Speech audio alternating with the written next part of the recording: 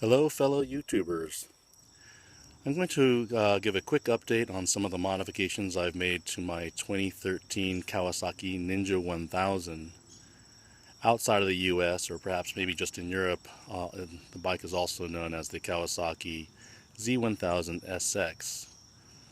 I'm going to try and start from the front to back, and in this video I'm going to also demonstrate how my tail lights have been modified, and also try and demonstrate the removal of the bags and the racks that are from GIVI.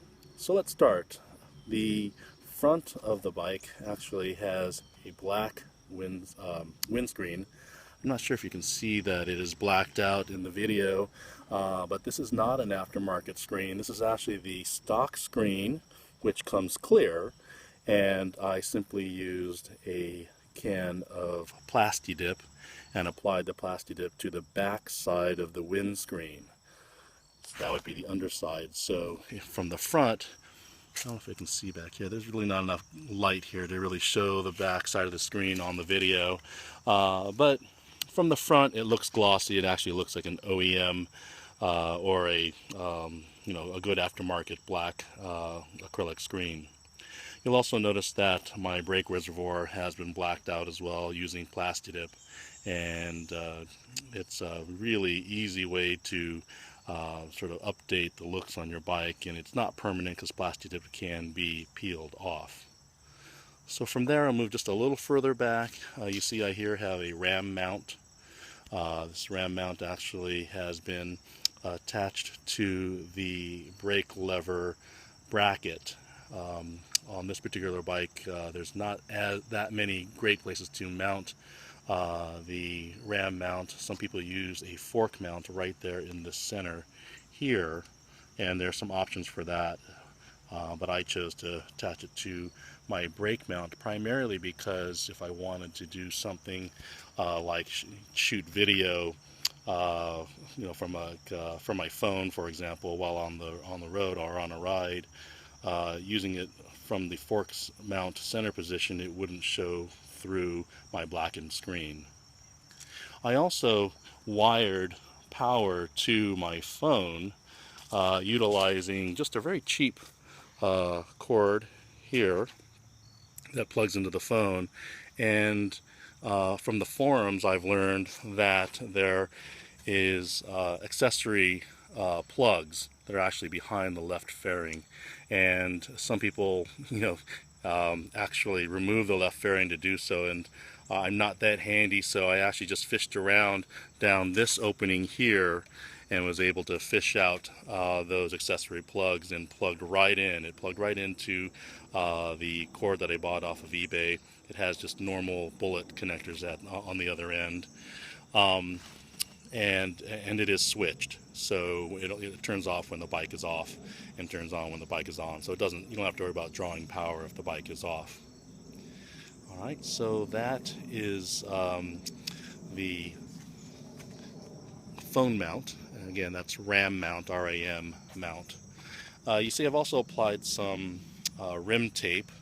I was actually originally looking for reflective tape to be more visible from the side, but I really liked this graphic. I got it cheaply on eBay. I think it was like $14 for the set, and this particular set comes not in a roll, but rather each side of the wheel is in 4 sections, and I just had to hand apply it, and I just like this graphic. Unfortunately, it is not reflective, but I think the graphic looks kind of cool. Alright, so moving to the back of the bike, see I've mounted panniers. I'll just call them bags, and these bags are from GIVI. Now on the 2013, or actually 2011 to 2013 models of the Kawasaki Ninja 1000, Kawasaki offered a pannier bag, really, which was simply an off-the-shelf bag from GIVI, and it ended up being the V35 GIVI bag, and Kawasaki offered it with these green panels. Also, Kawasaki had a mounting system or a rack system that was specific to the bike to mount those bags. Well, eventually GIVI came out with their own rack system, which I have used, and there's a couple reasons why. The rack system with GIVI, there's an option to have a quick release, and I'm going to demonstrate removing the bags and the racks towards the end of this video. So I wanted to have that option to be able to quickly release or quickly take off the bags and racks and have a naked look. Also, it was slightly cheaper buying the bags directly from GIVI, and I simply then just bought the green panels from Kawasaki to match the rest of the paint scheme. So that was the way I went. You buy the bags and the racks, and one should note with GIVI, you have to make a choice early on whether or not you plan to use a top box, because the mounting system is different if you plan to use a top box or if you plan just to have the bags. So I'll demonstrate the removal of the bags in a second. The other thing that I've done with these bags is that these lights on the V35, these reflectors on the V35 bags are just simply reflectors, but there's a company called Admore Lighting, A-D-M-O-R-E Lighting, and they make a kit which will basically turn these reflectors into working tail lights. And so I'll demonstrate the working of the tail lights in a second. You see back here, I've also done a Fender Eliminator, and I did not bother mounting the stock side turning signals. I simply went with an integrated tail light, which has turn signals, which I will demonstrate in a second as well. Both the Fender Eliminator and the integrated tail light is from Motodynamic, and I got that off of eBay as well. Let me go ahead and put my key in the bike, and I'm going to swing back around and show you what the lights look like. I think in the video you can see it's daylight, but you can see that the lights are working. I'm seeing in my video that my tail light looks like it's blinking. In real life, the tail light is really just a steady on. So that's kind of a funny feature, I guess, of the video. Let me move back over. I'm going to go ahead and put my left signal on. And what you can see is there's a sequential light with the integrated tail light blinking left, and of course now my left bag is turning on as well. Alright, so that's kind of a demonstration of the tail lights. I'm going to now kind of try and demonstrate removing the bags, and I'm going to have to do this one-handed.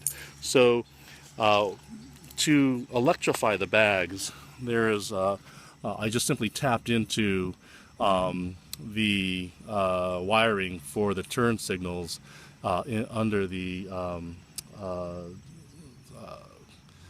subframe that has to kind of be removed when you're doing the Fender Eliminator. So I was able to tap into those plugs. What's nice is with the kit that Admore comes with, it comes with this waterproof quick disconnect plug, which then runs with some wires to power the light. And so when you want to remove the bag, you simply undo this, you turn this sort of a quarter turn, oh there it is, and pull out. And now the bag is disconnected from its power, and I am going to walk over and release the bag. So there's a key up here. Sorry. Key up here, and let's see if I can do this with one hand. I don't know if I can. Hold on one sec. I'm going to push this button and I'm going to remove the bag.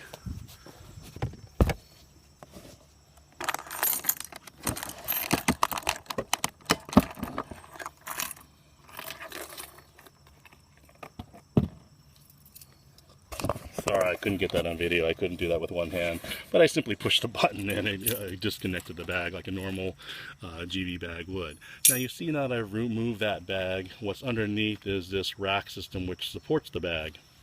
And what's nice about the GIVI quick release system is that there are simply 5 Zeus fasteners. I'll show you one of them right over here. As a matter of fact, here's one. This is a Zeus fastener, and with the bags you get this tool. And this tool simply goes into the Zeus fastener. See if I can get it on camera. and you give it a quarter of a turn. That's it. And there's one under here.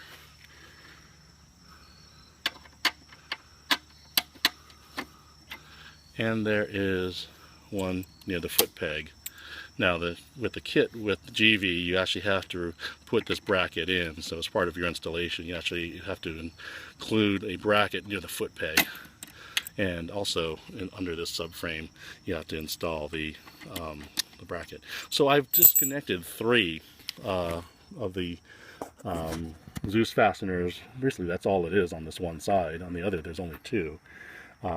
And I'm going to simply take this off. See, it's easy to do with 2 hands, harder to do with 1, but basically you see I've taken this one off. I'm going to step back. You can see now that the bag and the rack is off. I have this little dangling wire here, and I usually just tuck this up behind the plate. I'm not going to do it nicely now, but I usually kind of nicely tuck up that wire. I'm going to remove the other bag as well and show you what the bike looks like, totally clean. So I'm going to swing around. Sorry, I'm going to have to probably put the camera down. I'm just repeating the process on this other side.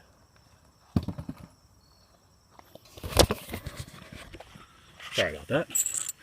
I'm coming over, picking up my tool again, and on this side there's actually only 2. There's one under here, under this frame. Sorry, there it is on camera. I turn it with a half turn. This one here near my foot peg. I give this half a turn. Not even a quarter, actually maybe only a quarter turn. There it is. And with that, I can remove my rack nice and easily. Tuck this wire up. Again, I usually do this a little bit neater. Alright, so there you go. I have removed the bags and the racks. And now you see the end result is a very clean, naked bike. Even cleaner because it has that tail eliminator. Alright, there you go. Hope this helps some people out there. If you're thinking about doing some of the same modifications, some of the things that I'm planning on doing in the future is maybe doing some exhaust work. Maybe doing, I think they have these kits for the headlights to give them the high intensity discharge headlights. One thing that kind of annoys me about the Ninjas is that one light's on for a low beam, and it's not until you put the high beam on then the other light comes on. So it's kind of a lopsided look that I'm not a huge fan of, but anyway, that's maybe in the future. Thanks.